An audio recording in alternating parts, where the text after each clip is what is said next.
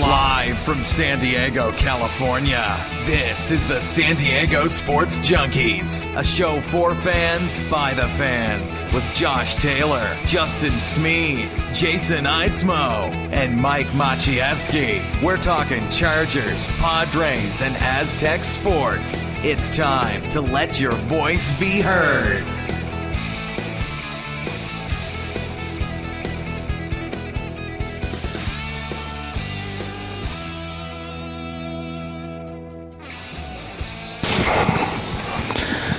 What's up? What's up? This is the San Diego Sports Junkies, a show for fans by the fans. And I want to bring in the one, the only, Mike Maciejewski and his toilet talk. Welcome back to the show, Mike. Hello, ladies. I'm just kidding. Pass me the TP. Yeah. We were talking before the show, guys, and Mikey, who's first in the chat room, you win nothing. Yes, you win nothing. You win nothing, by the way.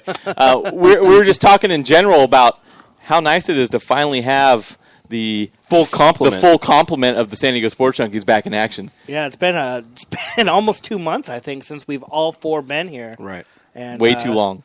You know, the thing is, you know, we all have schedules, we all had family Jobs. Obligations. You know, somebody was in Tijuana jail.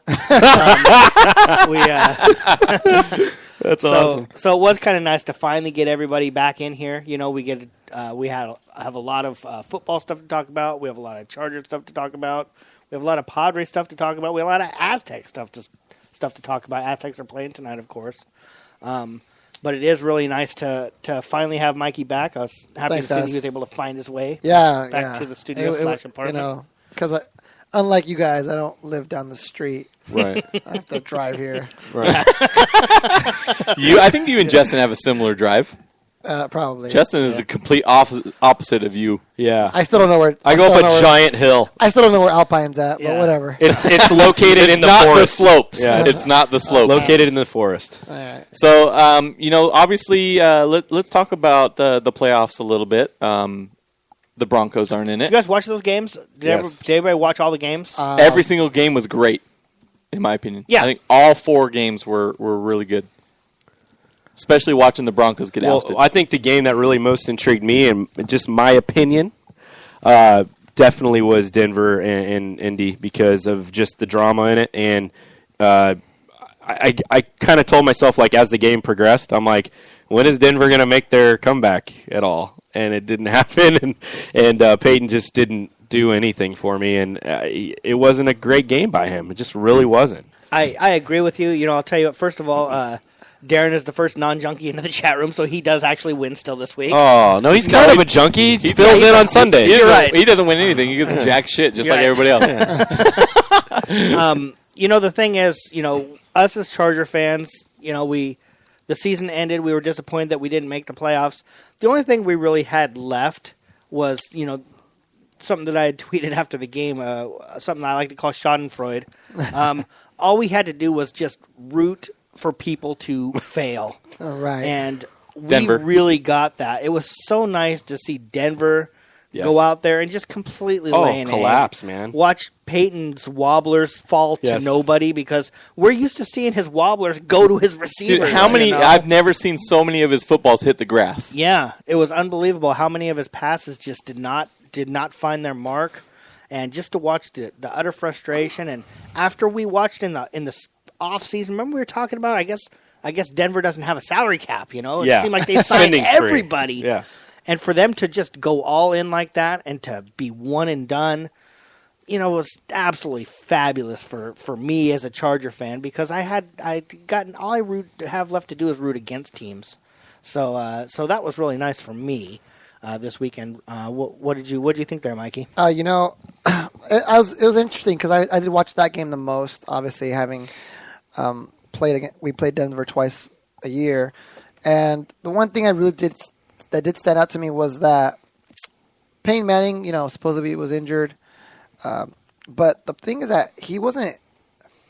You know, people want to say he has a weak arm, but most of his passes were overthrows. If you guys watched that game, so I was kind of, you know, obviously I think if he's really, you know, the quad area. So his eyesight's going out. Yeah, probably. Sweet. If, you know, if it's a thigh, then yeah, it's a lack of balance. But you know, I think if he's willing to come back, you know, rehab, he could come back, guys.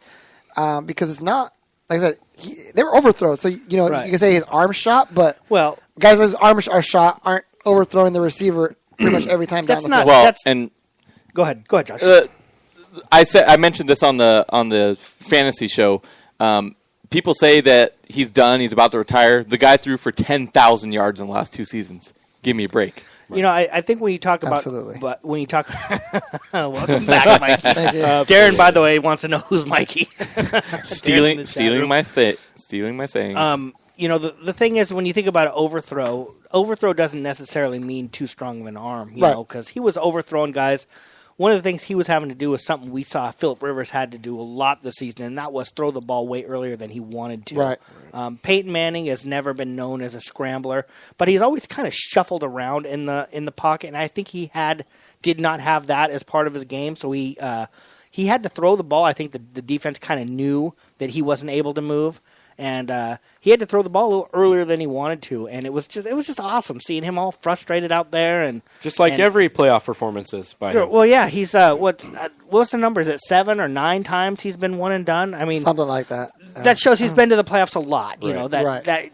that doesn't just mean- Consistency. right? But I mean, as a Denver fan, it's just got to be so deflating. Well, you know, what about Colts fans? They're deflating too. Well, they were deflated. I'm talking about this season. Past though. years. Yeah. I mean, this season, Colt fans were pretty happy. Yeah, definitely, and to beat the guy that could never really get you over the hump, except the one season where Right. they went on. Man, how good did it feel for Indy fans? I'd be excited. I think Andrew Luck and the Colts have a serious chance to get to the Super Bowl. I really do. Well, I expect them to win, and that's my pick of the week. I mean, that's who I think they'll beat the Patriots this week. I really believe that. Welcome SoCal Trap to the show. We will be talking Chargers coaching during the next segment because that is what the big topic of the week SoCal, is. you're second in the chat room, and Apparent- you win nothing either. Yeah, you win twice what we gave Darren. So we'll definitely be talking about So- that. Obviously, SoCal has feelings about Frank Reich. What do you guys? I know it's early, Jason especially. What do you guys think about? You know, John Fox is gone. The next day, most of the other coaching staff is gone. There's a lot of uneasy feeling going up there in Colorado. What do you think is going to happen in the AFC West? You know, moving forward, is Denver still going to be on opening day in 2015? Is Denver still going to be the talk of the AFC West? If depending who their quarterback is, Right. if it's Peyton Manning, they're still gonna be a talk. You don't think there's going to be a slow transition with the new coaching staff, or is Peyton Manning still going to run the offense? Peyton Manning runs whatever offense he wants to run. Right, and we have, they talked about how they have given every coach permission to talk elsewhere, and they basically kind of told him, hey, you might want to look somewhere else. But one thing they haven't done is they haven't decided on a head coach now yet, and maybe this was a play for them to keep Adam Gase as their head coach because they didn't want to lose him. Because There's a lot of people that want him as a head coach right now, and though. him and Peyton have a really, really good relationship, and I think that's going to be kind of key for whether or not Peyton stays or not. If Peyton stays, obviously, you have to put him in the mix. Darren says KC is the team to beat, in my opinion. Justin agrees. Justin's fist pumping right now. Knee slapper. Justin's in the club right now. Andy Reid. I don't know, Darren. I don't know if KC is the team to beat. Do you really think so? I mean, yes, we had a lot of injuries, the Chargers. They had a lot of injuries last season. Those guys come back healthy. They make some more improvements to both lines in the Kansas draft. City handled us twice last season. I understand that, but the Chargers were a wounded duck last year. I think with the Chargers healthy and you shore up the offensive line a little bit, I think the Chargers are the formidable team. I really do. I'm not just saying that because I'm a Charger fan. I really, truly believe that. Well, the thing is, it's so early right now to tell if we're anticipating they're going to upgrade their offensive line. We anticipated that last season too, and they really didn't. So they have things that they need to upgrade. We're going to see how lucky they are in the draft, in free agency, and all that type of stuff. And then we'll be able to really, bottom line is we're all going to pick the Chargers to win the division because we all like the Chargers. I'm not. I'm picking the Chiefs. Well, besides, Wait yeah, a minute. You said 2 years ago we expected the Chargers to upgrade the offensive line? last season. Last season? Yeah. I don't think so. We had the third best offensive line statistically going into it, so why would you upgrade it? The problem was losing Hardwick and losing Jeremy Clary. Yeah. Right. And losing everybody. I think Who that's would have thought that? Who would have thought that? By the way, who would have thought that losing Jeremy Clary would have hurt so bad? I was a Jeremy Clary fan. You were a Jeremy Clary fan, but he was a whipping boy in San Diego. A lot of people whipped on him a lot, and it's amazing to see how bad losing him hurt. Well, it did because you could have put Fluker at guard and he could have mauled people. And while Clary wasn't an all-pro right tackle, he was serviceable and formidable over there. He was a key cog in that offense. So having Fluker slide over to the left side, man, the run game probably would have been a little better too. I mean, in all retrospect, right? I mean, so yeah, losing him was big. I mean, ultimately, the offensive line doomed us, regardless of what you want, personally, what you think. But I think that was, just to me, I'm a big believer of building from the offensive line because any quarterback can destroy a defense if you give him 5 seconds to throw the ball. Yeah. And anybody can run through a big open hole, which we couldn't make for our running backs. Right. So that was the big. Sorry, I love the chat room. Yeah. It's like pick on Mikey Day, apparently. Stat crunching machine. So now getting back into who's left over, Josh, you think that Indianapolis is going to handle New England? That's your pick? I do. I think Indy is the better team all the way around, in my opinion. That's just my opinion. I think they're the hot team right now, and usually the hot team takes it. And unfortunately, I think Seattle is too. I think Seattle got hot at the right time, and I think Seattle's going to be in there again. And ultimately, I think Seattle ends up winning it all. So you think it's going to be Seattle against Indy in the Super Bowl? What do you think, so. Mikey? Yep. I think it's going to be New England versus Seattle. Yeah. I think No, I don't. Tell us. I think Tom Brady's playing really well, and their defense is actually pretty good. You like this matchup though? You like Colts? I've seen if you can get pressure on Andrew Luck. Yeah. I mean, I don't know if you've seen the last couple of games of the season before the regular season ended. They look terrible. Yeah, you could say the same thing for Brady. Look what Baltimore did to Brady for most of that game. But not like the way. I mean, okay, I know you're guys. I know Jason's not a fantasy guy. But how many fantasy points does Andrew Luck score that Week 16 loss? One. Yeah. I mean, because he fumbles the ball a lot. He's forced into turnovers, and you see some of his inexperience. I don't think you get that with Brady. My thing is, I'm looking to see how he handles it. It's a big. I mean, you're one step away from the Super Bowl. This is a huge game. Not to say he hasn't been to the playoffs, but not in this type of atmosphere. This is gonna be crazy for him to go up to Foxborough. I mean, that's gonna be a fun game to watch. It really is. What's funny is every year I spend just, especially playoff times when the Chargers are out, all I do is I root for teams to lose. I don't really want anybody to win the Super Bowl because I hate everybody. But, if I'm going to pick the teams that I would least hate to see in the Super Bowl, it would be Indianapolis and it would be Green Bay. Right. I am so goddamn tired of, I know it's only been really 1 year for Seattle, but I'm so tired of how cocky those guys are and how awesome that they think they are.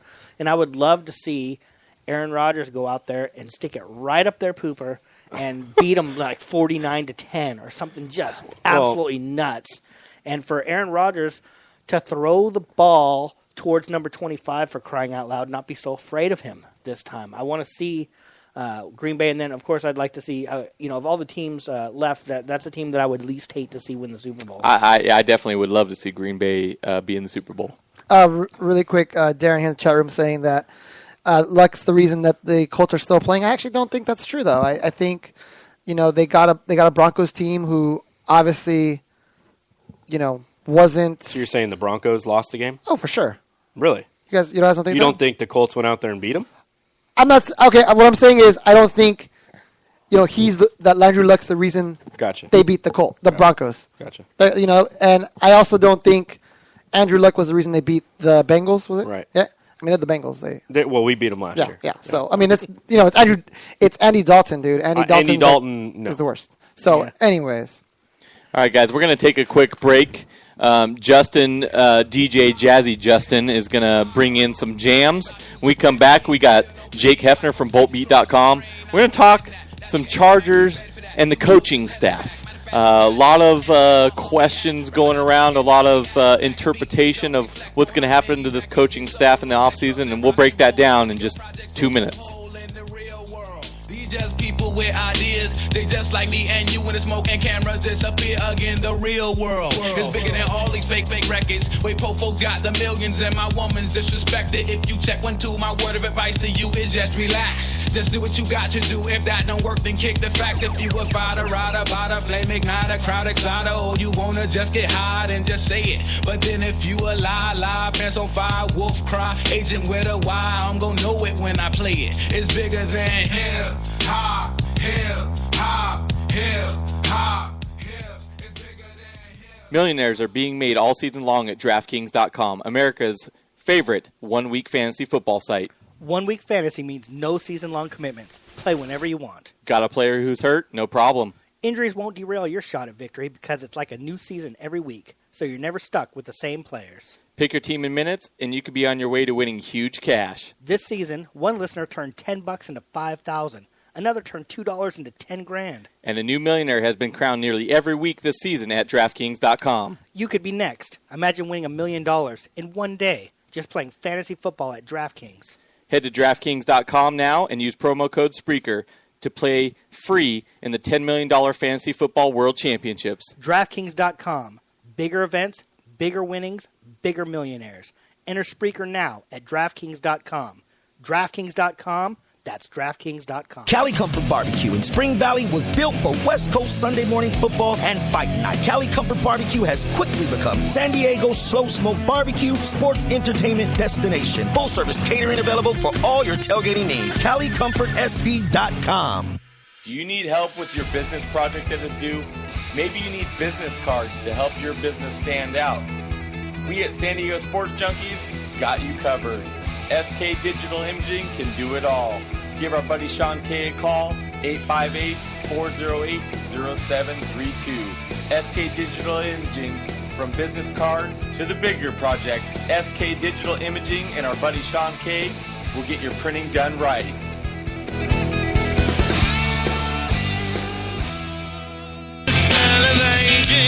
Celebrity skin, is this your gender? Is that war you're waging? Firstborn unicorn,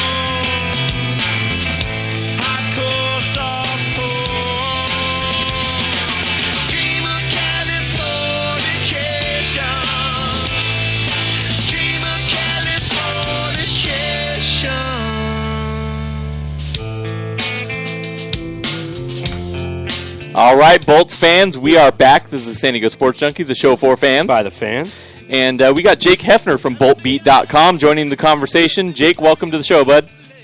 Gentlemen, how we doing this Wednesday? We're doing phenomenal, sir. It's going up on a Wednesday. Anytime we can do the show, man, we're doing phenomenal. We got Mikey back in the show, too, so it's exciting times. Toilet talk time. Hey, Jake, how's it going? Doing good, man. Good to hear you again. Thank you. So, Glad to be back. So as Jake, if you remember, prior to this show and speaking last week, we talked about, changing up the topics each and every week. And on the docket this week is, the Chargers and their coaching staff. Obviously, it looks like our linebacker coach is heading to Washington. Do you, besides obviously that, what coaches in mind do you have that you think the Chargers should consider replacing maybe? Will there be changes? Will there not be changes? What's your take on the Chargers coaching staff going into 2015? It'll be interesting to see, really. I mean, obviously the most notable is Joe Barry. If we all recall when he came to the Chargers, he actually came from USC, was with us for the past 2 years. Before that, he had a short stint with Detroit. I believe it was actually the year that defense went 0-16. So, I mean, he jumped around a little bit. He's been in the coaching world for a while. But, I mean, as far as what he was in the locker room, a lot of players seem to respect him as one of their leaders. He was a good coach, and I'm sure he was a good leader of men. But when you look at the statistics, I mean, unfortunately, they just don't lie. The last 2 years, the Chargers have not been very high statistically in the sack categories for the linebackers. This year, they finished 29th. So it's very hard to look at something like that and kind of continue to progress forward with mediocre results. So it wasn't really a shock to me that the Chargers decided to let him seek other opportunities, just because of the fact I think that they looked at what they had as far as personnel and what the coaching results ultimately ended up to be at the end of the season, and thinking that they could possibly go in another way, which obviously, they are. Obviously, good luck to Joe Barry as the defensive coordinator for Washington. That's a great opportunity for him. Talking about other coaches that could possibly be replaced, actually, I was kind of surprised by the production, when we got Milas as our secondary coach. And, obviously we had our struggles in the secondary. The personnel has gotten better, yes. But whether you talk about coverage, maybe the Chargers playing too much zone, I think they just need to be a little bit more aggressive. And, of course, all of this, whether it's the linebacking position or the cornerback position, is all going to tie into John Pagano's overall scheme of what he wants to do in defense. So as far as the future coaching changes go, if there's going to be more, Tom Telesco, Mike McCoy, they all have to know that whoever steps in any of these type of roles have to know that they're going to mesh well with John Pagano and the type of system that he wants to do. Hey, Trav. Justin here. What's the likelihood of you see a guy in from Denver or Indy? I know that's the easy ones. The guys are familiar with the staffs. Who replaces a guy like Barry? I mean, been with the team a long time, a lot of credentials here. People love him. Players love him. What do you see in the future here as far as that spot goes? There's one in particular. I'm actually glad that you asked that, because I went through and I researched a little bit as far as, who were the teams that obviously were very high in sacks this year at that position. But then you also have to look at it in the 3-4 defense, which coaches were these. At the top of my list is Ted Monachino from Baltimore. His linebacking core and what he's been able to do there for the past several years that he's been with that coaching staff has been nothing short of phenomenal. As far as their red zone defense goes, just for particularly the linebackers in general, it has been very, very positive. And with the linebacking core, of course, that's gone through a Ray Lewis, and now when you have a rookie like C.J. Mosley come in and be one of the top rookies of this draft class, and then, of course, what you have with Terrell Suggs and Elvis Dumervil, obviously the talent is there, but the coaching and the schemes as far as what you bring to the table and the format that you have to lay out for these guys as far as to say, this is what our defense is going to be, this is what we're going to do. He gets the best out of his players. So he would definitely be number one on my list if the Chargers are going to look outside of the team realm to go bring someone in to possibly amp up this linebacking unit, which definitely needs a shot of adrenaline right in the heart. Yeah, Jake, and one thing I was thinking about when I was coming here to the studio, I was thinking about how much these guys, these coordinators, become really they take the fall for some of the players, and we were talking about Donald Butler and Manti Te'o and some of these guys that I feel like have underperformed, especially Butler. Like, how much do you think a coaching will improve the players that are currently on the roster right now? A coaching change, excuse me. Well, I mean, it's hard to say because there is more variables to it than that. But I mean, if we're going to look at it, let's just stay with the question. If we're going to look at it like that, I mean, look what Joe D'Alessandris did in his first year when the Chargers basically rehauled the entire offensive line as with the offensive staff. Getting that type of production out of a couple free agents, some nobodies, you have a rookie. It's really amazing what Joe D, who's actually one of the most respected offensive linemen line coaches in the league, was able to do with that. So you can use that as a product example of what happens when you have talent and when you have coaching working on the same realm. Obviously, injuries this year played a big part in why that position fell off a little bit. But there is obviously a great example right there as far as what you can use to see what happens when personnel and coaching can gel together, and you can get the most out of both, your coaching staff and your players. Jake, I got a quick question to bounce back to the linebacker situation and potential coach, whether it's in-house or, if we do pull somebody from another organization. Can Donald Butler be resurrected? Yes, he can. I believe he can.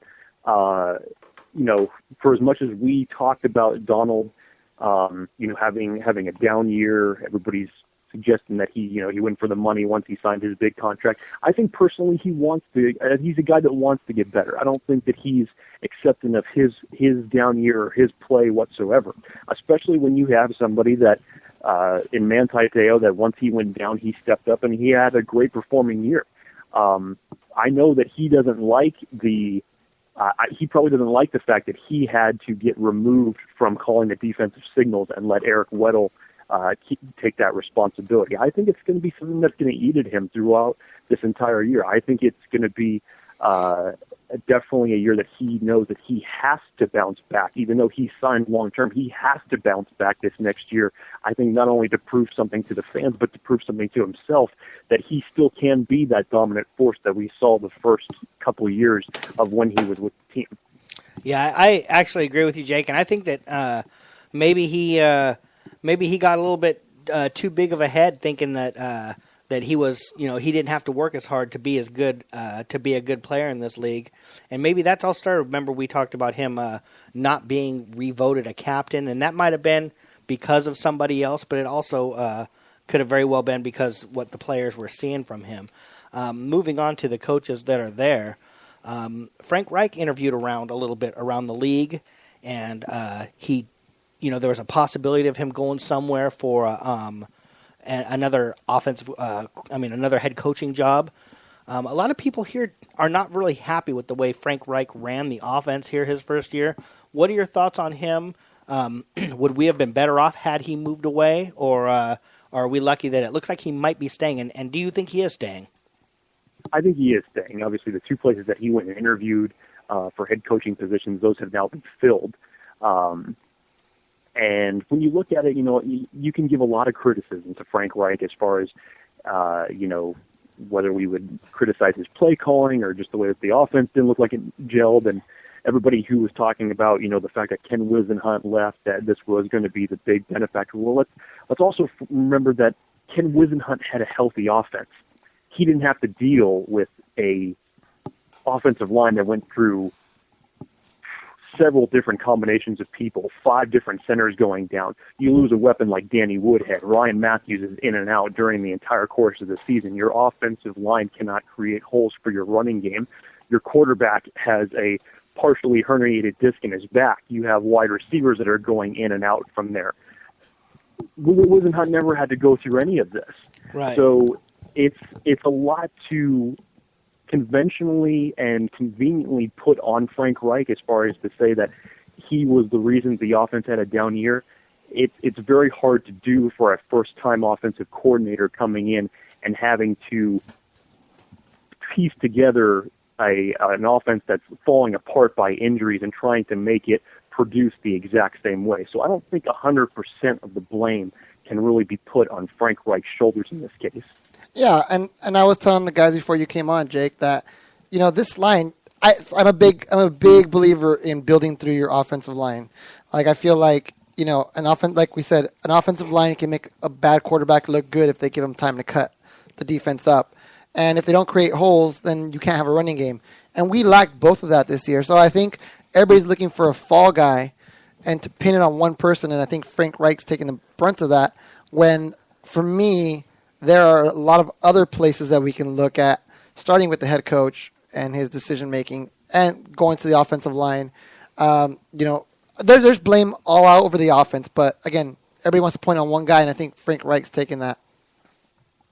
Yeah, I mean, the blame and criticism is going to fall on somebody. And, most of the time it is the public by results. But, again, it's hard to generate something like this. I mean, we all have seen what happens when a coordinator is fired every single type of year, or a head coach is fired every single type of year, and then you have to basically teach an entire new offensive scheme to your offense, your quarterback, and we saw how that goes. A perfect example of that was Alex Smith when he was in San Francisco.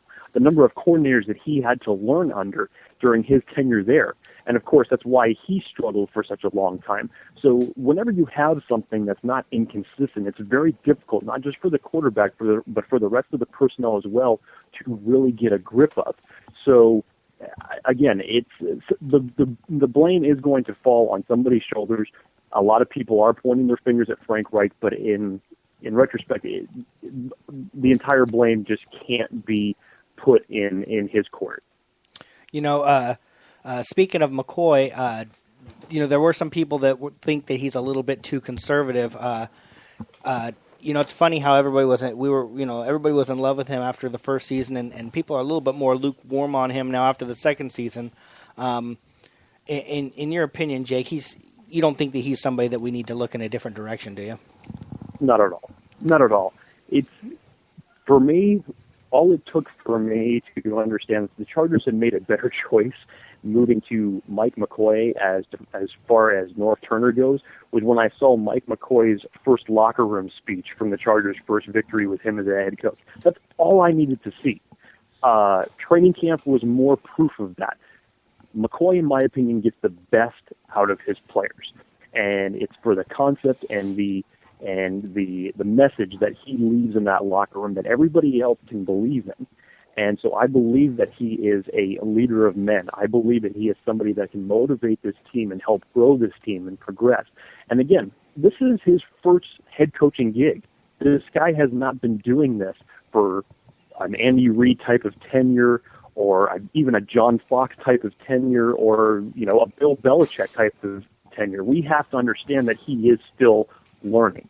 And when you have a season that's completely different in terms of personnel goes and what's available to you as opposed to your first year, he had to learn on the fly as far as to say who it is that I need to put in here and who do I trust in these type of situations that's going to help this team win games. And so it's not the easiest decision as it is for most people from a fan standpoint to look at it and say, well, this is what you're doing wrong. Why haven't you done this? It's much more difficult when you're in the heat of the moment and trying to make those tough decisions. Really quick, I want to point out something you said, Jake, that I think, to me, is something that San Diego Chargers fans accept too easily. And you said that you saw the transition from Norv to McCoy. And that is something that we're guilty of. Like, we look at Norv and go, oh, McCoy's so much better. But that's like saying, man, 2-month-old lasagna, that's disgusting. But that 1-week-old lasagna is so much better. McCoy, I think, has some real issues. And I know a lot of people in San Diego, in the media and fans, agree with that. He makes very poor decisions. And I remember a game where, he let the clock run out with like 3 timeouts and 50 seconds in the half, and Phillip Rivers is getting mad at him like, what are you doing? And this is not something that just one time. So my question, I guess, coming to this is, like you said, he's new and he's getting that, but I think there should be someone that comes in and makes those decisions for him if he can't do those, because that's an issue that I see. I don't know, you've seen him more. What do you think about his decision making? Is it something they can get better at, or is this just who he is? No, I think it's something that he can get better at. I mean, again, we're talking, he's been at that realm for 2 years now, and 1 year was completely different than the second. I think that he, even though he would talk about it in his after press conferences, I'm sure he knew in the back of his head that he could have maybe made a better decision. But of course, he's going to be talking about the team as a whole. He's not going to be, he's taken responsibility for a lot of the mistakes that have happened for the Chargers. So is Phillip Rivers. So again, when you look at what 5 or 6 years of Norv was, to me, in my opinion, it does not equal anything of what Mike McCoy. I don't see any symmetry there. Norv did not allow Phillip Rivers to command that offense. McCoy has given him that freedom, which already takes the offense in a step in the right direction. So, and again, I agree with you that we were handicapped by what we saw of Norv that we had a blueprint for how everything was going to go, or the fact that we had A.J. Smith and thought about our personnel decisions as far as our front office was going to go, that we were handicapped by that. And now we see what Tom Telesco has done ever since he stepped into that role. So I could understand from a fan's or an outsider's perspective of how that might feel. But again, we just have to give this a little bit more time. Injuries, learning on the fly, first head coaching type of gig, we have to let this progress with time. Hey, Trav. Trav? I mean, Trav. I keep calling Trav. I'm looking at the chat room. I'm sorry. I want to go back to what we were just talking about. Now, Andy Reid is one of those guys who's been in the league a long time, and he still gets criticized for poor game management. And I'm not saying you're wrong. I'm saying there are some guys in this league that just don't get it sometimes, and he's been criticized for years. So I hope to allude to that, I mean, I hope McCoy gets better at this. I really do, because he's made some glaring mistakes. Now, transitioning over to Pagano, I wanted to ask you, were you surprised or was it more chatter, or is, at this current moment, no chatter about him being a potential head coach or candidate for a head coaching job? I was surprised a little bit, actually, that nobody, even considered his name in the rankings. I would figure that somebody was at least going to take a look at him. You just look at the rest of the head coaches out there, and who was on the market at that time. It really wasn't that big of an impressive crop to begin with.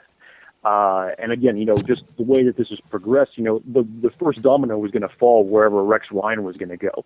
And the fact now that it went a little bit slower this year in terms of coaches finding different places than it did last year, I think it kind of handcuffed the rest of the teams in that sense. I think if it happened a little bit faster, maybe these teams would be able to have the luxury of taking a little bit more time, and especially depending on who are the teams that are still playing in the playoffs right now, as far as who they want to interview.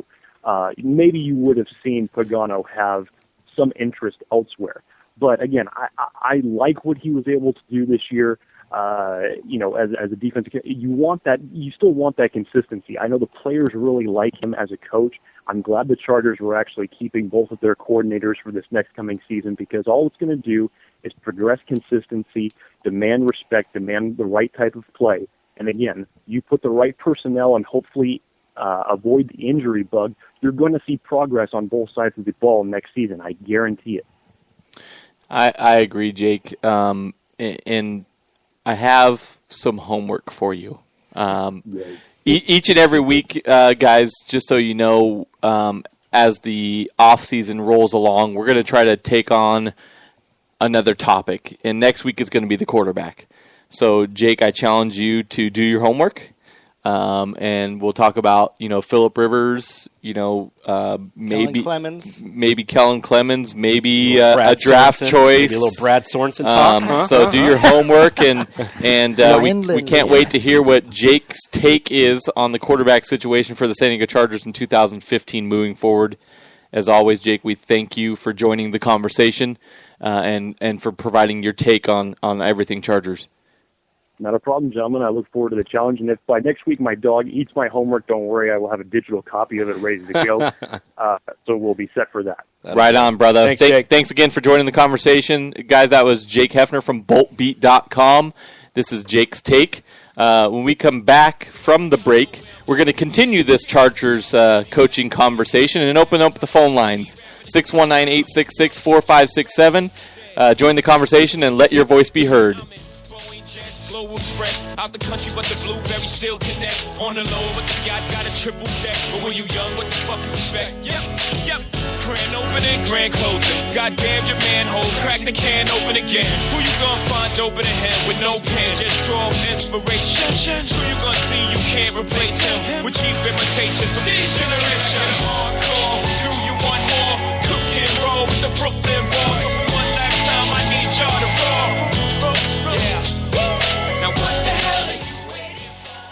Do you need help with your business project that is due? Maybe you need business cards to help your business stand out. We at San Diego Sports Junkies got you covered. SK Digital Imaging can do it all. Give our buddy Sean K a call, SK Digital Imaging, from business cards to the bigger project, SK Digital Imaging and our buddy Sean Cage will get your printing done right.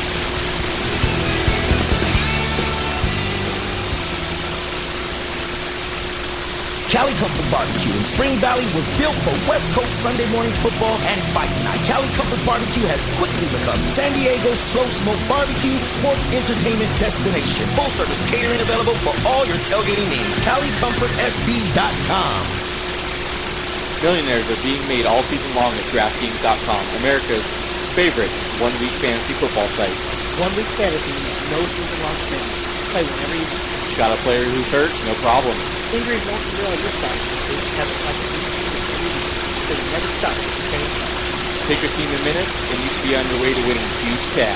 This season, one listener earned $10 and $5,000. Another $2 and $10,000. And a new millionaire has been crowned nearly every week this season at DraftKings.com. You could be next. Imagine winning $1 million in one day. Just playing fantasy football at DraftKings. Head to DraftKings.com now and use promo code Spreaker to play free in the $10 million Fantasy Football World Championship. DraftKings.com. Bigger events, bigger winnings, bigger millions. Enter Spreaker now at DraftKings.com. DraftKings.com.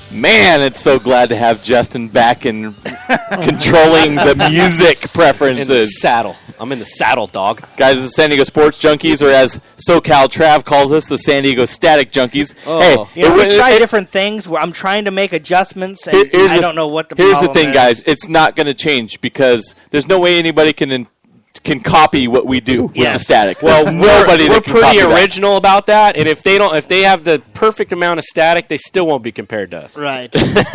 We're going to continue on that conversation, talking about the coaching staff. Again, I want to remind you our phone number, 619-866-4567. So call in and let your voice be heard. Really quick, we were talking about this when we saw in the chat room. It came up. Juan said, yes, Juan, Juan said that the Chargers should pick up the Cardell Jones. Cardell Jones from Ohio State. Right. And the funny part is we all just sat and go like, that's actually not a bad idea. No. We're like, We'll take him. You'll get him in the third, fourth We'll round. take 2 of those, please. And, develop him. But I was like, we all just sat there kind of like. Fire Reich. Look at SoCal Trav petitioning in the chat room. Let's not give him any attention. I want to talk about Frank Reich real quick. No, I want him to call in, actually. Everybody misses Wisenhunt so much. One thing that we don't remember is the one game that Ryan Matthews and Jeremy Clary were gone in that playoff game. Our offense sucked ass. Our offense couldn't do nothing, and Reich had to deal with Clary gone all season long, and Matthews in and out mostly out for most of the season. I don't think that it's a good idea to change offensive coordinators again. I think that we got lucky because I think Frank Reich was a big part of why we were successful the season before. And when we lost Wisenhunt, to just keep the continuity going, I think was a good idea. I think to go in a different direction, I think would be a huge mistake. I'm of the opinion I didn't care if he left or stayed. And I know you I did. was on that boat. Like, I don't care if he leaves. That's not going to bug me that much. And if he stays, great, because he has a rapport with Phillip. Yeah. I'm not in that boat where, like, fire Reich. I don't care. Just stay. He calls most of his own plays at the line anyway, so who gives a shit? I want to know where Travis's balls went. 'Cause usually he's the one that is not afraid to call in. Oh, here he is. Speak of the one nut wonder. Welcome to the San Diego What's Sports up, SoCal Trav? What's up, buddy? What's up, fellas? So tell us why you want Frank Reich gone. We got to hear this. Okay, here is my reasonings why I want him gone. First of all, when they put him into that position, I don't think he was qualified to be an offensive coordinator, number one, okay? I know you got to start somewhere, but I don't think he's qualified yet to be one. Two, I know he was riddled with injuries, but as a coach, and I know you guys agree with me on this, as a coach, whatever you're dealt with, whatever the deck deals you, you have to be able to be successful with it. I don't care if you've got a third-string guy out there, a fourth-string guy out there. As an offensive coordinator, right, you have to have your entire team prepared to play at any given time, and he did not do that correctly. Okay. So I'm going to address your 2 points, and I'm going to go with the second one first. So why don't we just fire McCoy? Because the defense didn't play great and the offense didn't play great. Let's just fire him. Or let's fire Pagano, man. I honestly think McCoy is going to be given one more year, and the reasons I think why is because Tom Telesco, I don't think, is here to play games. He knows the AFC West is the toughest division probably in all of football, except for the Raid does, but they do play. He missed his opportunity because Rex Ryan was on the market. Man, we could have had Rex Ryan. Well, we could also have Mike Smith. I mean, he's still available. I'm just kidding, dude. I don't want Rex Ryan or Mike Smith. They're garbage to me. You know, Trav, I have to take you seriously because, you know, you're 40. You're a man. Yeah. 40-year-olds get a lot more respect around here. As in none. Maybe I should go petition to be the offensive coordinator for the San Diego Chargers. Well, one thing that you did mention is you didn't think that he was qualified to be the offensive coordinator, and you know, I actually think that he was. I really like him as the offensive coordinator. A point was made, kind of chuckling, but Phillip does make a lot of the calls at the line, anyways. It's more of a design. But there are other teams out there, you know, Buffalo and I forgot who else, that thought that he was qualified to at least give him a look for a head coaching position. You know, well, they were desperate. What's that?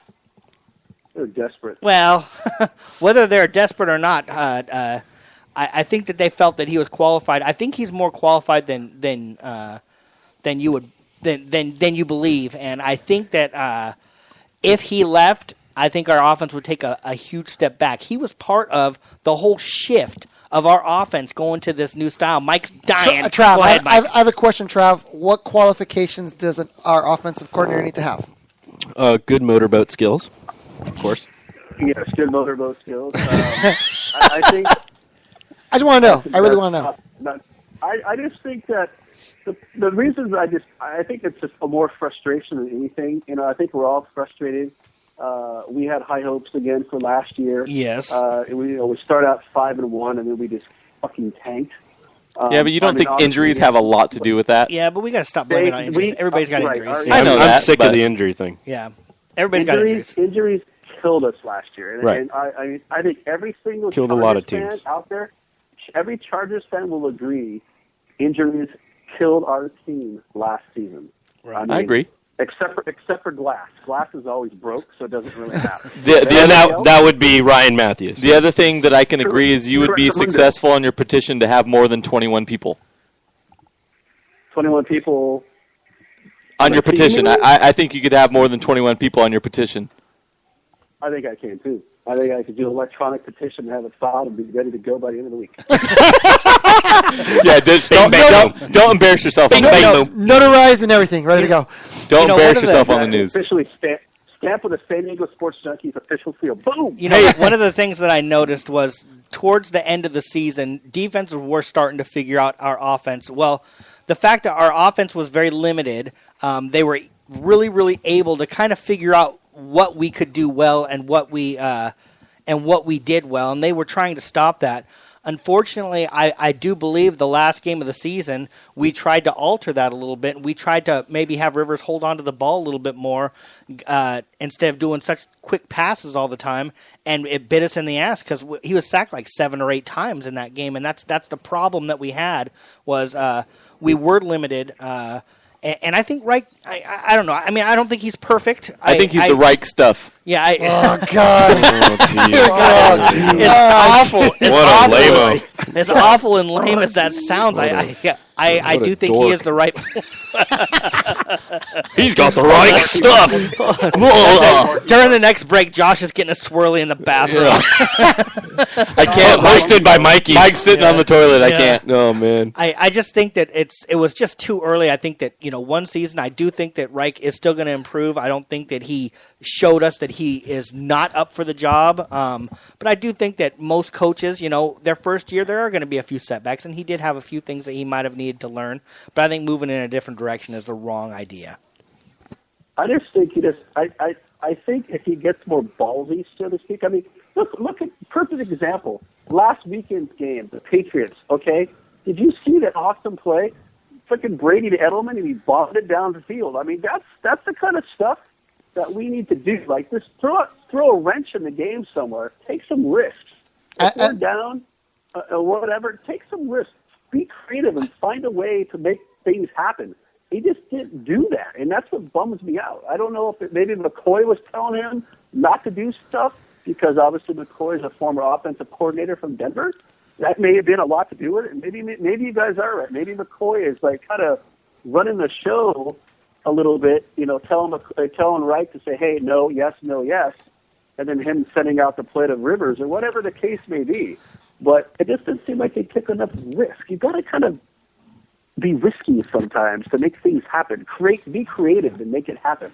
I agree with you, Trav, on that one, and that's what I'm trying to tell you guys, man. McCoy, doesn't take risks. I think back to the last game when we're down 10 and he punts it with 6 minutes left, and I just thought, game over. Oh. Game over. But this is not like one time. He does it over and over and over again. And that's the thing is like, if we're going to blame someone, to me, blame McCoy because he's the face of the franchise. Don't blame Reich. And I get it. And my thing is like, I'm not saying Reich's a great offensive coordinator because I don't know football like that. I don't know what he does. I'm not there every day watching how he runs practice.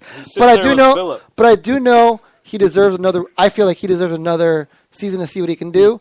But yeah, I mean, like you said, now you bring up the whole. You want to see him do something. I just think McCoy needs to set that tone. Like I said, and not stop punting when you're like on the 40, down 10 with 6 minutes to go on a 4th and 2. If TT gives them all the cards they need to make a fullback this year, and they can't produce, I think heads are going to spin at the end of the 2015 season. I agree with you. You know what? Let's just bring in AJ Preller to come help him out. I just think he can get the stadium situation done. As much as everybody wants to see more aggression and stuff, and of course I do. Everybody wants to see him go for it. I think everybody has a little bit of a Madden attitude towards football games now.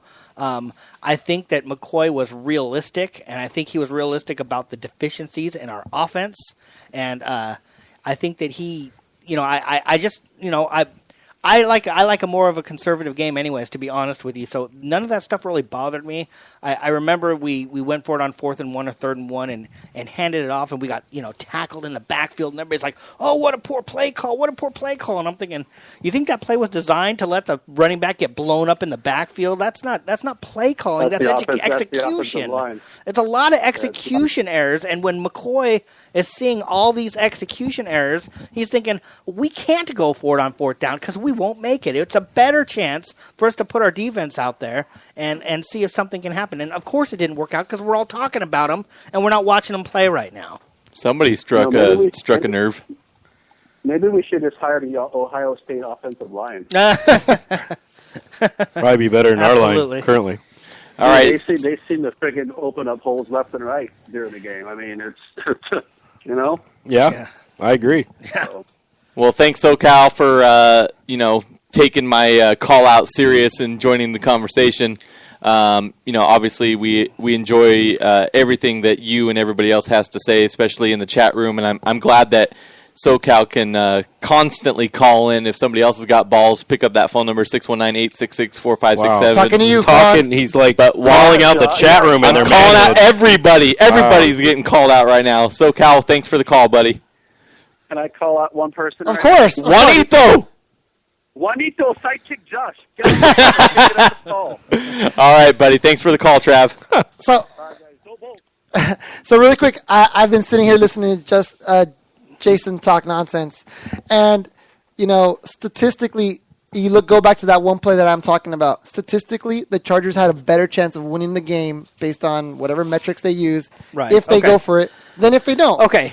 The thing is, you want a coach to go by you don't want a coach that's just going to go by statistics. You want a coach that's going to go by feel. No. And I do. I don't. I do. I want a coach that's going to go by feel. And people have to understand, first of all, of course it was a bad call because they lost the damn game. Right. Okay? So obviously we know it was a bad call. It would have been a great call. It would have been a great call if we would have punted it and they would have fumbled it. We would have come back. We've been talking about, oh, what a fantastic job. I really think that he makes calls like that. Of course he errs on the side of caution. I agree. I like First that. or second head your coach. So some people don't like it. I personally do like that. But he's getting a feel for the game, and if we're not moving the ball, if our short yardage offense is not producing, then it's more beneficial for us to punt in situations like that. Okay, so let me go back because that game, final score 19-7.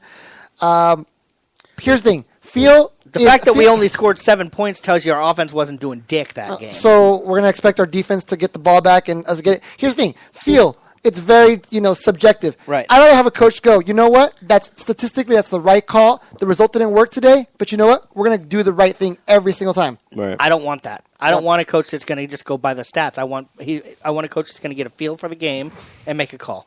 That's all. I'm done talking about this. Yeah. I'm going to make a call right now. It's time to talk some Aztecs. Just after this commercial break, we're going to be talking some Aztecs basketball. They're about to tip off 5 minutes in Laramie. Who is currently ranked number 25. Good opportunity tonight. It's a big game for the Aztecs, and we'll break it down more after the break.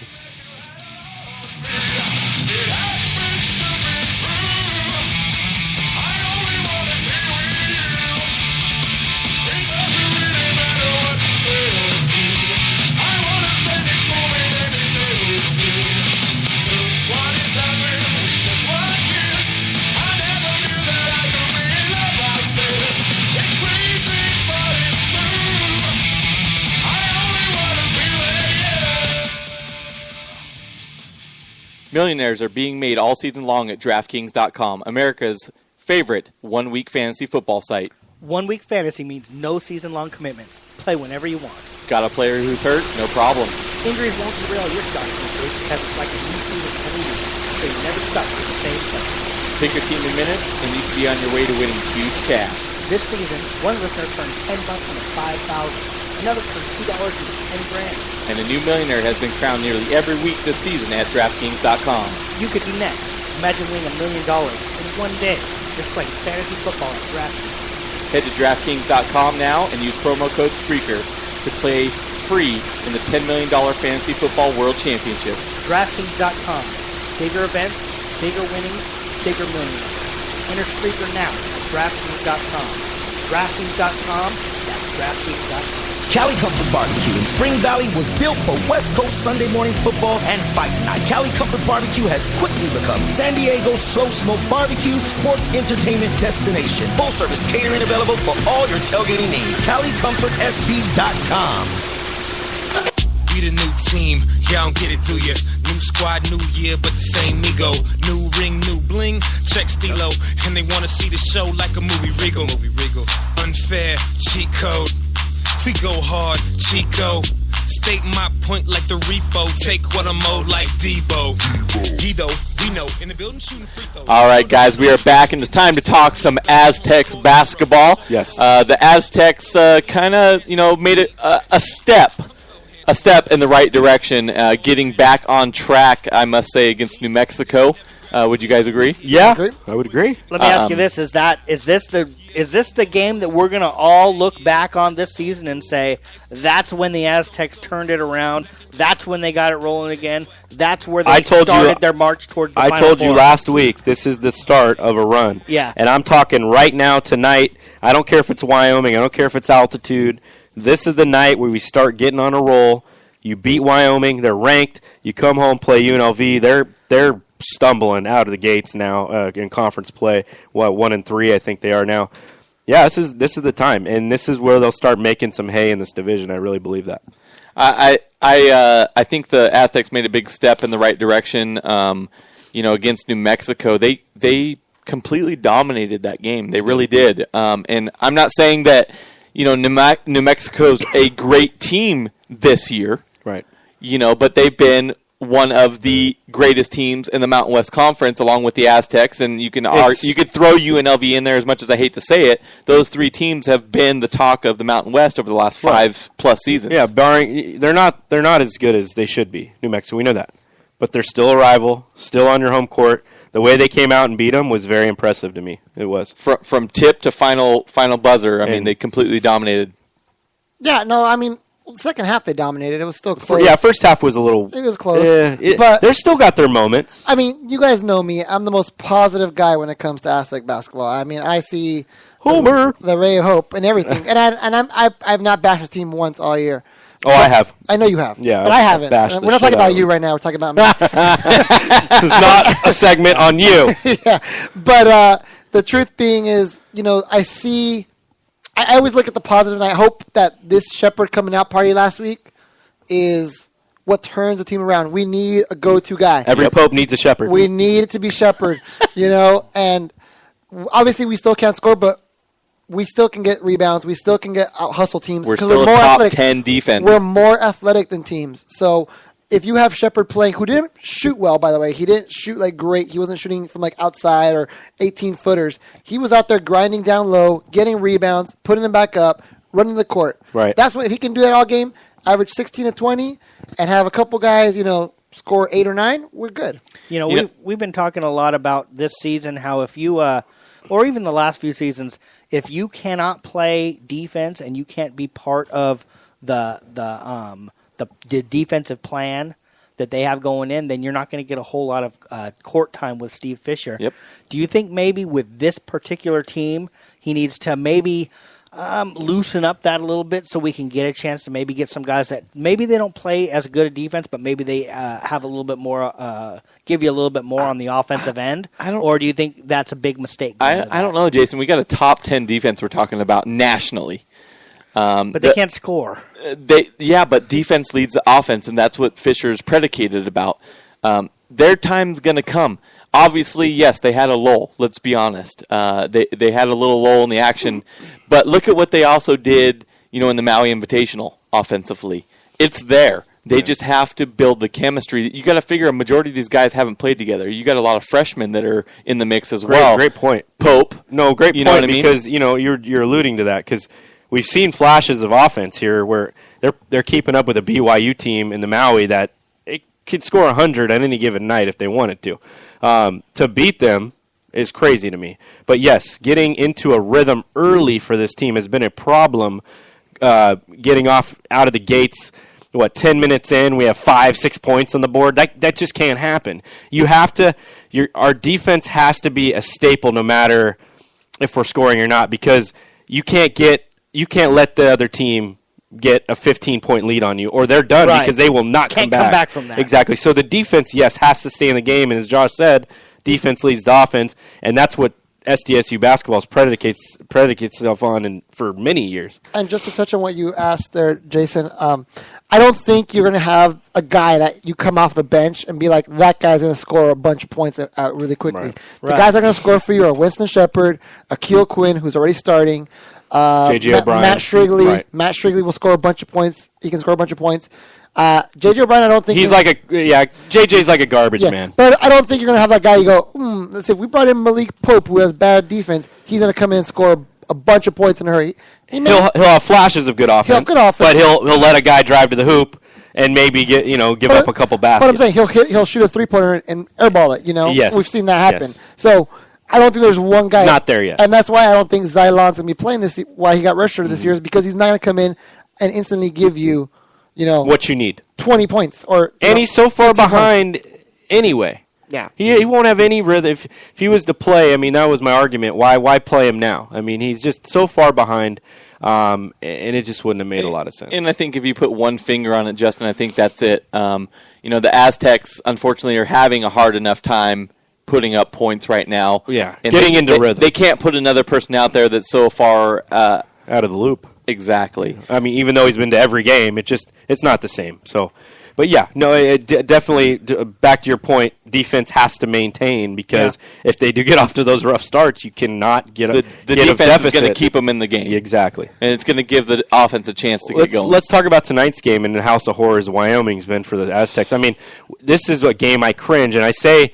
this is the start of a run. I hope they don't let me down in the first game.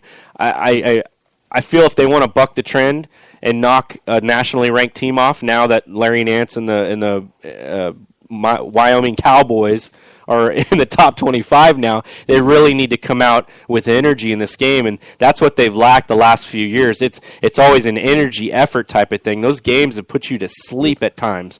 So they need to come out tonight and really hit the boards, get some rebounds, and push the ball up the court and rotate. I expect Fisher to be subbing every 2 to 3 minutes to keep guys fresh. Right, and the one thing is, you're right. The energy is the most important thing. We're more athletic than other teams. And I think that's undervalued in basketball is if you're more athletic, if your guys are bigger, they can play better defense, they're longer, you're usually going to win. Do you think that the depth of our team this year compared to other teams will help us in a game like this tonight? Because I think so. Because if you're rotating 9 to 10 players tonight, just specifically on matchups, do you think that will help the Aztecs tonight? Well, then in past years where it was only a rotation of 7 to 8 guys. It'll be interesting because I was reading in the Union Tribune, I think, yesterday about how Wyoming's like a very slow-paced team. They're a slow-tempo team, 59. They're a half-court team. They're 59 possessions per game. Oh, wow. Team. So like they'll lull you to sleep. So they'll lull you to sleep. It's going to be long possessions. But again, what Akil Quinn was saying in the press conference before the game was that means you have to play defense for 35 seconds, and that's tough. In that environment, at that in that altitude, to have to play 35 minutes of defense and not give up when you're getting bored. I mean, these guys are just running back and forth, and you're just watching them like they're lulling you to sleep pretty much. They are. And, you're getting antsy because you're not running out there and doing that. Gotcha. But we've seen Fisher bring our guys every 4 minutes, and the depth should help a little bit though tonight. Oh yeah. I mean that altitude, you're not going to be prepared to play in that arena at all. You can practice, and guys that could be there 3 years in the past still cannot be ready what their lungs are going to experience in that atmosphere. So I have a question about tonight's game, and I want to hear what you guys say. Who's going to stop Larry Nance? Well, this is where I would say Dwayne Polee gets on him, but obviously he's not going to be in the picture. I don't know. I think you put Dakari Allen on him tonight. I really think you guard hard with Dakari, and if that doesn't work, I go to plan B, which is Winston Shepard. I disagree. I think it's going to be Matt Shrigley. And I just think that Fisher has a lot of love for Shrigley. There's a big reason why he threw him out there in the starting role. And I think he is the most, talented or evenly matched to guard Larry Nance. I would disagree with you, but I mean, you could be right, Josh. I just, in my estimation, as far as defensive, who's a guy you've been really excited about all year, who's kind of proving himself he's getting more playing time? Dakari Allen, to me, he's locking up guys really when he gets in a ball game, and that's why he's earning his minutes. He wouldn't be out there if he was just lollygagging around. He's really stepped up his defensive game, and I think you start off the game with Winston as Dakari gets in. He steps up to Larry Nance, and you kind of rotate guys in and out. That's funny. When Josh said, I'm going a different way, I was about to get a pound, and I heard he said it. I'm like, nah, never mind. Never mind. That was a shoot. I was like, oh, no. That's his opinion. Yeah, but Larry Nance is a power forward. He's 6'8". I think he'll dominate J.J. O'Brien. So I really think it's either Angelo Chol or Skylar Spencer straight up on him. Yeah, but you can't do that. Skylar's too uncoordinated. I mean, unless he's really in the paint.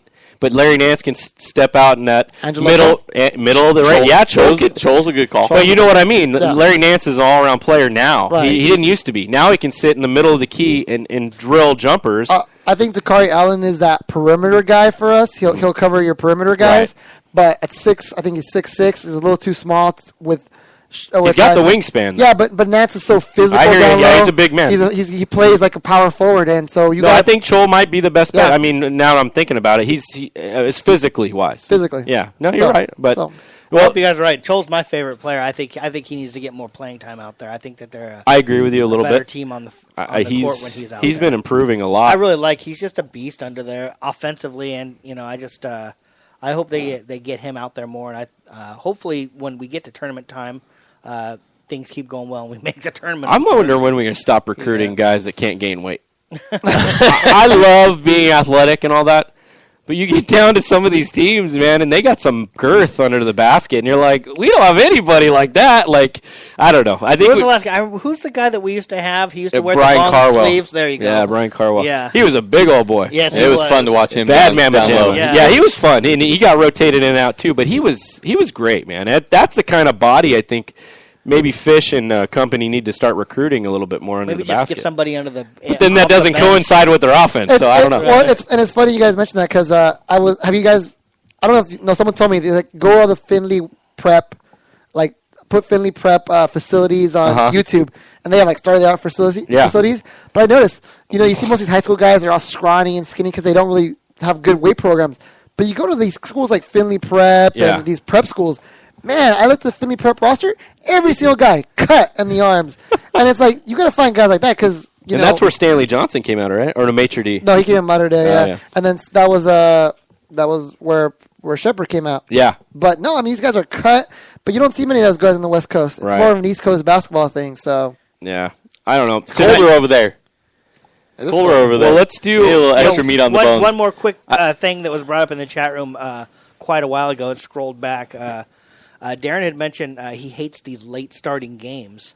What do you guys think about these games? These games that start at 8 o'clock at night. On the road, I'm a little more concerned than I am at home, obviously. But well, what's up, Darren? You got a bedtime or something? I mean, what are you getting old? I thought you were a man. You're 40. Here's the thing. We were He's talking. not 40. I'm a man. I'm 40. I thought you were a man. 37. How old are you? I think it was a similar situation a couple years ago, and the Aztecs came out and they scored 9 points in the first half. That's what I mean. You can't do that tonight. You just can't do that tonight. They have to be aggressive. They have to get to the line, and they have to shoot well from the free throw line. If they do that tonight, 9 in the first half, they'll have 13 by the end of the game. Yeah, I'm serious. If they're going to have that kind of shooting performance, you could forget about it.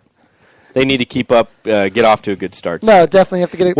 What's your final score, Mikey, tonight? Well, the tip-off just started, and I think final score, it's going to be Aztec 61, Wyoming 58. Yeah, I think the Aztecs have to hold them. I'm going to say the Aztecs have to hold them under 50 to win. What's your score? Oh, come on. Sorry, bailout call there on Larry Nance got blocked by Spencer, and they called a foul. I'm going to say it's 56-48 Aztecs. I seriously think they have to be under 50 to win this game tonight. What's your call there, Jay? I'm agreeing with Josh. I think with the Aztecs been struggling to score, they're going to have to keep it low scoring. I'm going to say they're going to win 55-53. There you go. I'm going to go 52-50 with a game-winning shot from Akil Quinn to win it tonight. Nice. So hopefully we get a win tonight. Go Aztecs. We're going to go to commercial break. We're going to come back. We're going to hit on a little Padre talk and, free agent talk. We got Cole Hamels rumors. We got all kinds of stuff. It's going up on a Wednesday. Yeah, baby. Is AJ going to make another splash in San Diego? Who knows? After the break. Squad going up. Nobody flipping packs now. I just did 3 in a row. Them shows is back to back to back now. Put the world on a sound. Party in the weekend.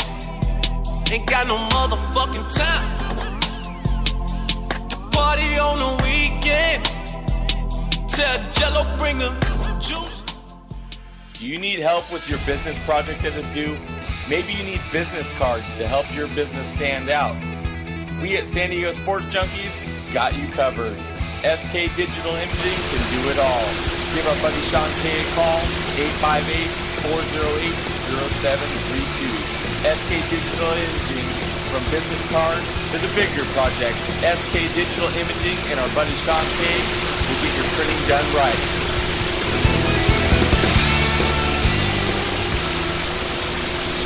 Cali Comfort Barbecue in Spring Valley was built for West Coast Sunday morning football and fight night. Cali Comfort Barbecue has quickly become San Diego's slow smoke barbecue sports entertainment destination. Full service catering available for all your tailgating needs. CaliComfortSD.com.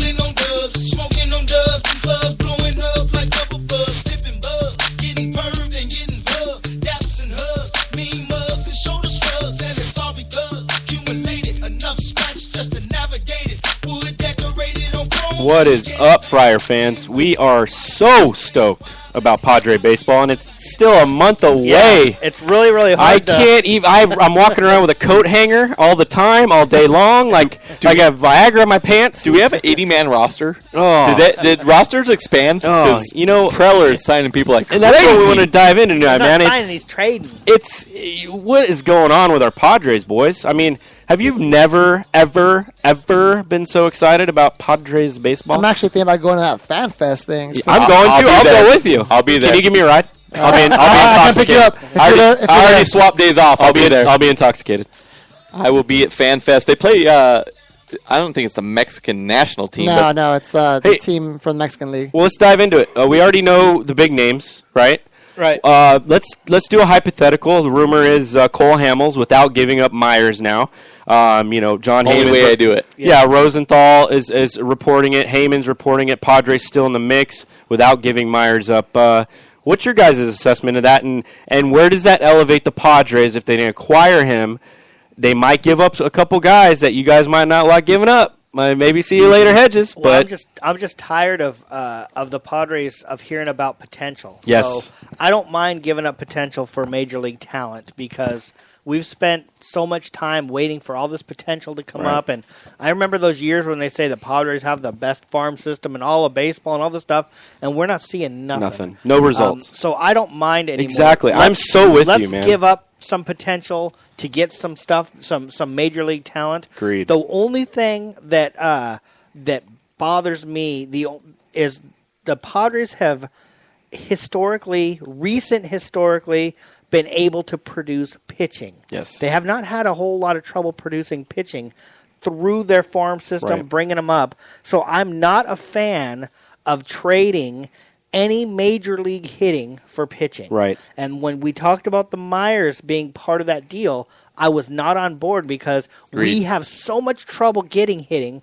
I don't want to give any of it up, to be honest with Yeah, you. I caught a lot of flack for that. Right. Because we have the junkies always have a group message text thing going on when we Yeah. hear about news and You liked it because you're a big Cole Hamels fan, and so am I. yeah, and I wasn't on like, hey, let's just dump Myers. Like, Right. I love Myers. That was what I was getting at. I think the potential for Myers is through the roof.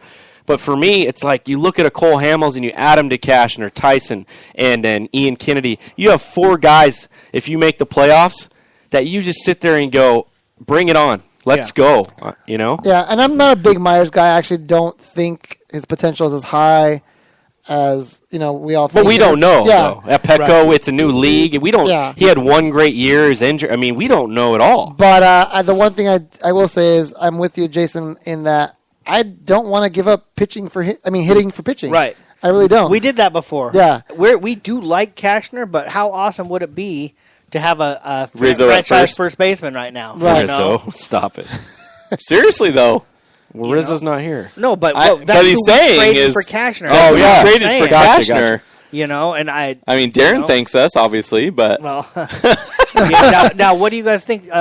Supercharged in the chat room. $88 million left for Cole Hamels. I'm assuming that's how much left on Yeah. his contract for a 31-year-old pitcher. yeah, but he's dominating. Well, but I think once you start hitting 31 years old, you start worrying about injury. I'm not just talking about domination. I'm talking about Right. No, and you're right. I think there's cause for concern, but if you look at history of baseball, though, I bet Darren. Yeah. there's a lot of other older pitchers that have done Yeah. well later on into their career. John Smoltzy's, Greg Maddox's. I know they're not the that's some pretty high praise there. Right. Tommy Glavine. A lot of guys went in well in almost to their 40s pitching. Nolan Ryan. Great baseball. Yes. So no, it's not out of the ordinary. Nolan Ryan, when he needed Tommy John and came in for like the next 6 years and Yeah. still dominated. Well, Hamels is still reaching low to mid 90s on a fastball. He's got 5 different pitch. He really just dominates hitters. But lefties don't have to throw hard either, Jason. No, I know. I'm not. I'm just throwing it out Yeah, there. he's just saying it. I I want him on the. I mean, talk about a starting five. When one thing that we all have kind of forgotten because he's been so injured for so long, we're going to get Lubke back this year. Eventually, and Lubke, we were at one time talking about our number one starter for crying out loud. He would make a great number 5. Oh, my goodness. Right. If he could even return to if he can. Of course, we're making a lot of assumptions. And there you go with Josh Johnson. There you go. Josh Johnson's another one who, honestly, if Josh Johnson pitched for us and he was our number 5 starter, could you imagine how good our pitching staff is? Let's talk about that. What do you guys make of the addition of Sean Kelly from the Yankees, Brandon Morrow from the Blue Jays, and Mauer from the Mariners, all in the Seth Smith deal? So he added power arms in the back of your bullpen. Currently, our 1, 2, 3 is locked up. Yeah. Assuming we don't get Hamels, it's locked up. We get Hamels, you have 4. I'm talking pin, though. How do you like the pin shaping up? Because he's gone out and added high heat type of guys. Yeah, but some of these guys could be battling for that number 5 spot. I agree with you. But the 5th spot, we'll just disregard that for now. Just focus on the pin. What do you think about Joaquin Benoit being your closer? What do you think?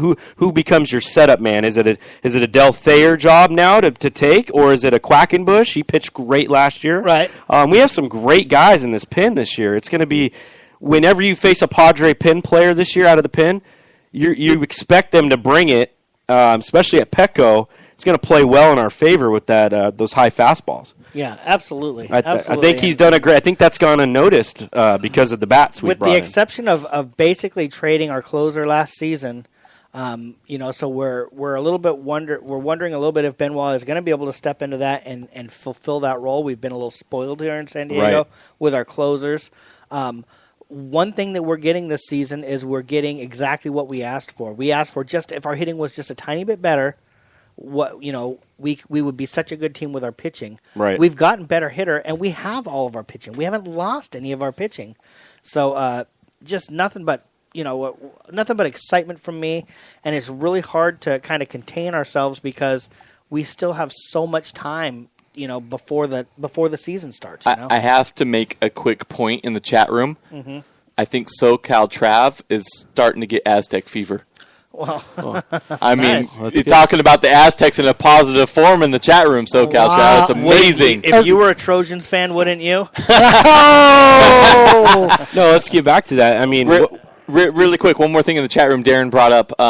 He said Cole Hamels' changeup is dominating, and he's a true number 1, and a true number 1 is worth $20 million a year, and I have a hard time disagreeing with that. No, I agree with that. I just don't want what I've seen. I don't know what you guys have seen, what the potential offers are, but I showed you guys the ridiculous one that I saw, and I'm not for giving up 4 of our best prospects for him. Well, that's you. I'm not that Padre fan. Get rid of them all. Yeah, except for Hunter Renfroe. I'd really be honestly sad to see Hunter Renfroe. But that's hitting.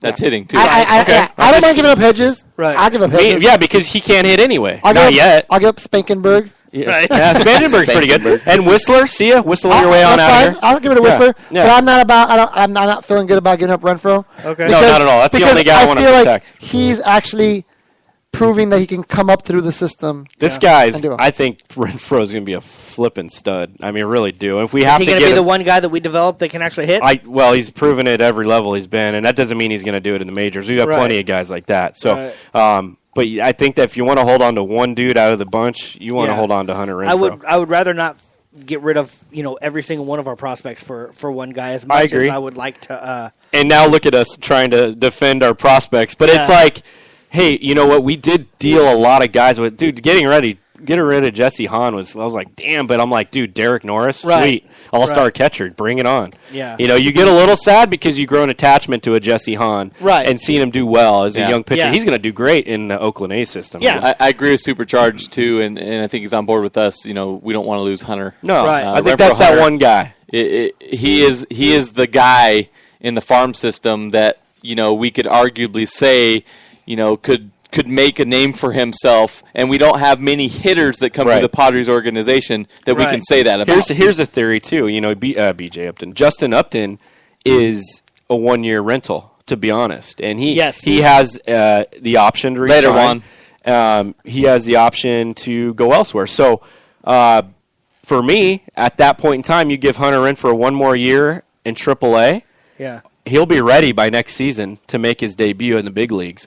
And there you secure another guy in the outfield that has tremendous pop in your lineup with controlled money, and you don't have to pay him the big bucks. Yeah. So that's my kind of theory behind it. I mean, you get rid of Justin Upton on that 1 year. Right. Justin Upton plays well for you because he's on a contract season. Let's make sure we take off our Padre hats and look at this and look at I've this. had that on for about 2 months. Yes. Oh. It's attached. And look at this differently a little bit. There's almost no chance that Upton's coming back after this. No, I agree with you. There's nobody here that thinks that we're going to. I don't know. Oh, wait, except for Josh. No, but here's the thing. We didn't think that Upton would be here in the first place. AJ, we'll get his brother, BJ. I agree with them. I don't see why not. I think, again, I think if we have a great season, I think you can sell him on that. I think for sure. I think at 19, I think $19 million a year. He comes back. Here's the thing. Justin Upton hasn't been to the playoffs. None of our outfielders have been to the playoffs. Matt Kemp's been to the playoffs. Oh, Kemp's been to the playoffs. Upton's never been to the playoffs. Will Myers has been to the playoffs. Upton is not. Okay. And if you can get to the in his career though, as good a player as he's never been to the playoffs. You get him to the playoffs, and with our pitching staff, and maybe maybe we add that fourth starter Nicole Hamels, right? Yeah, because Myers made his rookie year the AL. You sell him that we're championship competitive now, and he stays. Maybe even takes a pay cut to stay. I think that as much as I'd love to see that, as much as I remember when I wouldn't put anything I remember past when the Preller Padres went to the World Series. He may even bring and in your after boy that, from Yankees. We had a lot of guys that we had a real hard time keeping with that, and we were a playoff team, and we had gone to the World Series, and guys did not want to stay. But here's around. the other thing too: is we have some bad contracts that are tying up a lot of money right now. Mm-hmm. You know what I mean? In the Venables, in the Mabins, in the Quentins. I think Venables going to get traded. But I think out of the three outfielders that remain, Venable has the most value. You take that money from those three players and you give it to Justin Upton and you keep him here. You can't just do that though, Josh. You have to eat some of those contracts. Nobody's just going to take. I understand then. I understand then. Yeah. But I wouldn't put anything past Preller. Look what he's done. Well, no one thought he was going to go to this. I don't think anybody's saying that, and I agree with you. I think he's working wonders. He got all this talent acquired without giving up 4 of your top prospects, I just think that you're still under $90 million. Fans need to be real careful with Justin Upton, especially if he has a really, really big year, which we all hope he does. Oh, geez, kill it! It's 50 home run. We're going to have a really, really hard time. We're going to have a really hard time re-signing him, and I don't want everybody to be all Padre fans to be all pissed off. I think if he's part of the future, you have to sign him before the season ends. Whoa, SoCal Trav, who's a known Angels fan, will be at some Padre games this year. Nice. Wow. We don't want fair weather fans in Friar Stadium. No, sure we do. Sure Fill we it do. up. No, we don't. Fill it up. No, we don't. We do. No. Fill it up. I've waited too long for this. He cannot come into my stadium. Yeah, he cannot come into Petco. Trav, you can come into my stadium. Okay. So let's talk about it, guys. Let's go. Let's talk about the offense. I mean, obviously, yeah, Mikey, you want to exciting, but just think about the lineups. What right now, Mikey? Right. What's your opening day Padre lineup right now? Dude, come on. Jeez, man. Right now. Well, you got Emery. It's never too early to be excited. You got all these toys. It is. What's it going to be? It's not too early, but it's a little too early. Are you giving? Do you want to know by? Let's do this. By batting order? Or? Let's do this. Just stick with the batting order. Let's keep it simple. Stick with the batting order. How about we do this? How about we say, who do we think is, we know who's going to be the 3 starting outfielders, and this is all, of course, barring injury. Right. We know who's going to be starting behind the plate, okay? And we know who's going to be starting at second base, right? No. We don't know who's going to be starting at second base? Okay. First base. We assume third Alonso, is tied up. We assume. Do we all agree that Alonso's going to be our opening day starting first baseman? Si, senor. So now all we're basically thinking about is third base and shortstop. I don't know. Medica could give him a run. I'm just saying. Okay, well, either or. That's a possibility. Well, I think Alonso got ahead over first base, short, and third. I don't think is a lock yet. Even though we picked up Will Meadowbrooks or whatever his name is. Third base isn't a lock because there's 3 guys fighting for that spot. Right. So yeah. Shortstop. Are the Padres done? Are they looking for a shortstop? No, Troy Tulowitzki's on his way here right now on a flare plane. Oh my God! What? Clint Barnes? What are you? Oh my Godding! He's coming right now. I might be like you if that happens. Really? You're going to show that picture to everybody? Yes. I'm a huge Troy Tulowitzki fan. Just so you guys know, I think that's unrealistic. Like I said, I think it'd be awesome. By we as the Junkies tweet a lot, and Jason decided to post a picture because Justin got so excited, and it was at South Park. Yeah. I don't know who the character was, but it was Randy. He had there was a bunch of everywhere, all over him, all over the friggin' room he was in, everywhere. Right. That was great. And I agree, Supercharged. I think Middlebrooks is our starting third baseman. By the way. I agree with you. I think Solarte is more of like a utility guy. Yep. Solarte could be the starting shortstop. Well, okay. But, I mean, I think on opening day, I think you give it to Amarista if he's played well because I think you got a platoon there at short. You got two guys at short that are athletic, Amarista and Solarte. Solarte really came on at some points of the season last year. Did. I really liked his bat. So, yeah, you got a good mix at short, and you got a solid guy in Jerko. I don't think it's as puzzling as we make it out to be. Is he finished? Is he finished? And that's the the thing. And I know there's going to be other moves, and I know there's a chance that that we could get some more pitching and the Cole Hamels thing and all that type of stuff. But lineup wise, except for a couple tweaks, is that what we're going to see? Is that our starting lineup, or do you think that maybe we're going to get a big shortstop? Well, here, give me your 3, 4, 5. Hitters in your lineup. Who would you put? It's not too early to do this. Give you the 3 big backs, the 3 outfielders. Who's your 3, 4, 5 hitters in your lineup? I think it has to be Upton, Kemp, and Myers, in my opinion. Okay, go ahead. Because your 3, 4, you're going to be your big boppers. Right. I'm thinking Kemp 3, Upton 4, and I don't know 5. I don't know if Myers is 5. I might put Myers 6. What do you got, Mikey? So is it Jerko? Yeah, maybe Jerko 5. Maybe Jerko 5. I think they're going to put Norris 5. Yeah, I was going to say I was Norris thinking him too. Oh, I didn't even think about that. I was thinking Norris also. On my MLB The Show game, I have him. Where is he batting? He's in the 6th slot. Darren in the chat room, he doesn't believe the shortstop's on the roster right now. Something Darren said earlier in the chat room. Maybe he's on the Cubs roster. He AJ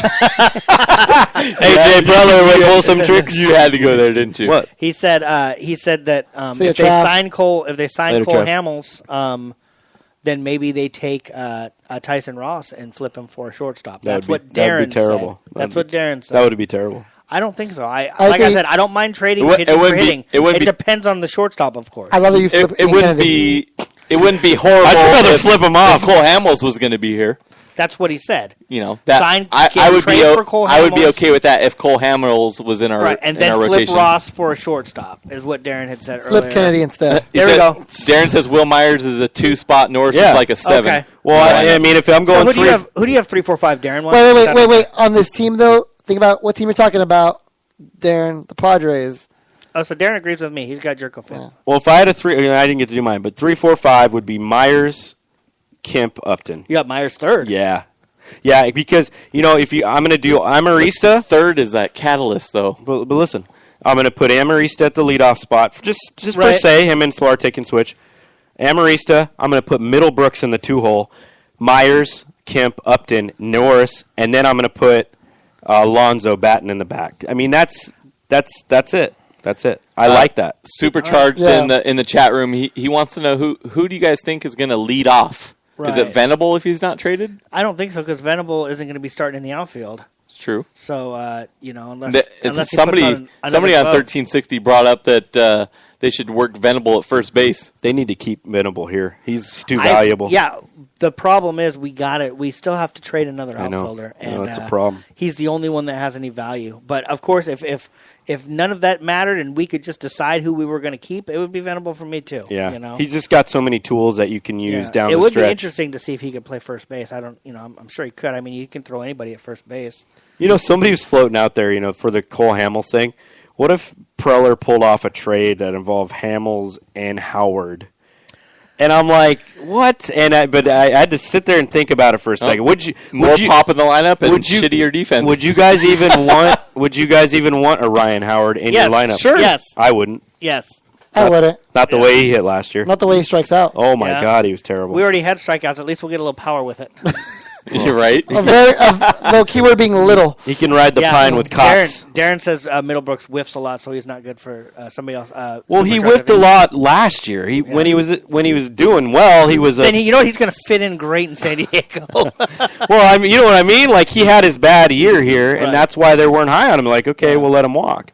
So I don't know. It'll be interesting to see how. But dude, this is great for Buddy because Buddy's like, man, I've never had a lineup like this. So he's got a lineup problem that's completely opposite of last year's lineup problem. Yes, and you're right. I mean, but you got to have the table setter up front. That's what worries me. And if you can't get anybody on at the beginning of your lineup, exactly, you don't have any. There's no runs to be scored. Right. So I'm going to pose one more question before we wind this down, guys. Pose that thing. As far as your opening day, we open up in LA. Mm-hmm. Who's that starter and who's home opening starter? Pitching for the Padres. And it doesn't. They don't have to be in the rotation right now. So you're talking away start. Okay, I'm going to say Matt Kemp starts the game. Stop it. Let's be serious. I'm kidding. How sweet would it be to run Matt Kemp out on the mound? I'm going to blow these guys away. Throw the first pitch in Dodger Stadium, huh? Myers can't. Look at that. See? Look at that. Yeah, Myers early in the lineup for me, too. I like that. But I agree with Kemp and Upton need to be the 3-4. They have to be that 3-4. I thought you had Upton at third. I did, but those two need to be the 3-4. Yeah.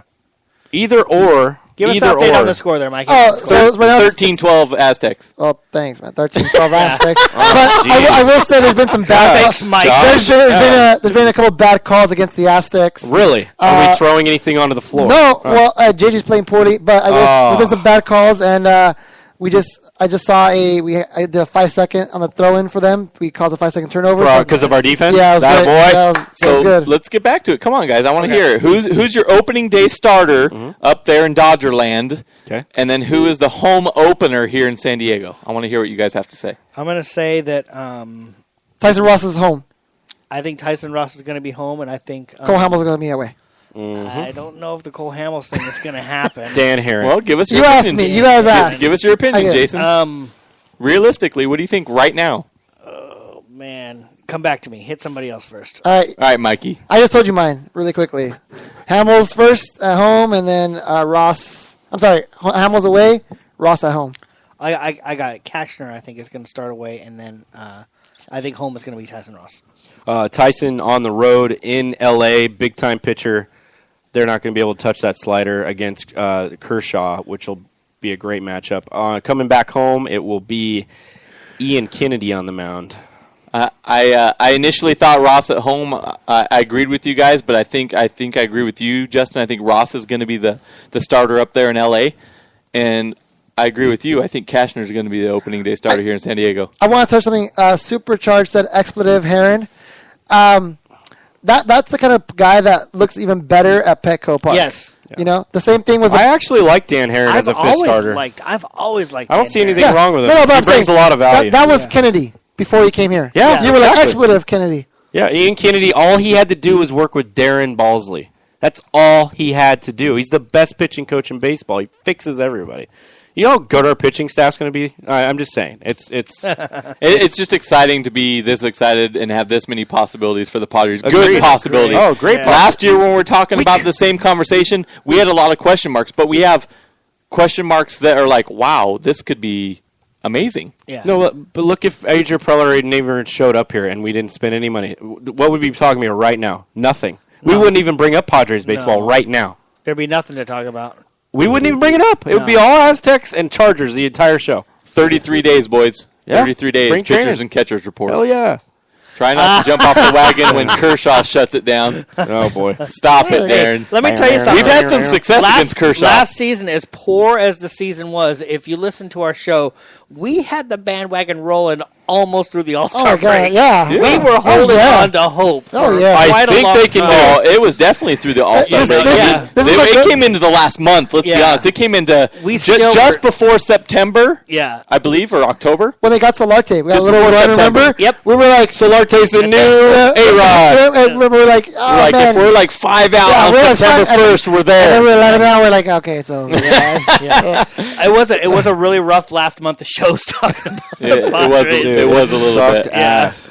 I will say it's funny. We always have that whole like, wait till the next season. Wait till the next season. You know, it's first Padres. Wait till the Chargers. Yeah. Wait till the Aztecs. Yeah. Wait till the Padres again. We're like, oh, dude, geez. We got 365 days of excitement here in San Diego. Yeah. All three teams are definitely giving us something exciting to talk about. Give us an update before we head out. Oh, it's 15-12 at the end of the quarter, right? I mean, I have to add a timeout right now with 7 minutes and 10 seconds you left. that. Winston's about to shoot 2 free throws soon. Attaboy. So, attaboy Winston. All right, guys, this is San Diego Sports Junkies.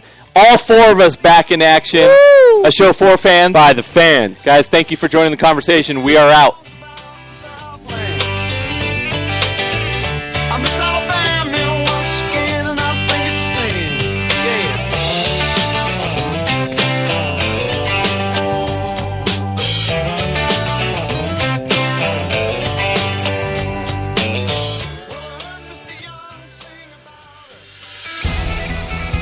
Thank you for listening to the San Diego Sports Junkies, a show for fans by the fans. Brought to you by Cali Comfort, home of the low and slow barbecue, and SK Digital Imaging with Josh Taylor, Justin Smee, Jason Eidsmo, and Mike Maciejewski. Subscribe to us on iHeartRadio, on Spreaker, and on iTunes. Visit SanDiegoSportsJunkies.com for all your Chargers, Padres, and Aztecs news.